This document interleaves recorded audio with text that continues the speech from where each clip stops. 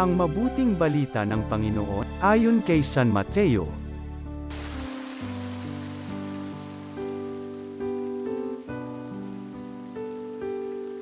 Noong panahong yun, isang araw ng pamamahinga, naparaan si Jesus sa triguhan.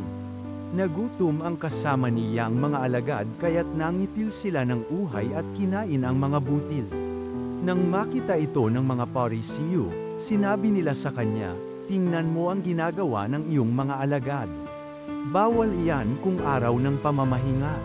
Sumagot si Jesus, "Hindi ba ninyo nabasa ang ginawa ni David nang magutom siya at ang kanyang mga kasama?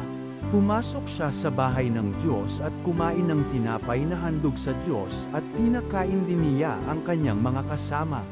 Labag sa kautusan na kanin nila ang tinapay na iyon sapagkat ang mga saserdote lamang ang may karapatang kumain niyon. Hindi pa ba ninyo nababasa sa kautusan ni Moises na tuwing araw ng pamamahinga, lumalabag sa batas tungkol sa araw na ito ang mga saserdote sa templo, gayon may hindi nila ipinagkakasala iyon? Sinasabi ko sa inyo, naririto ang isang higit na dakila kaysa templo.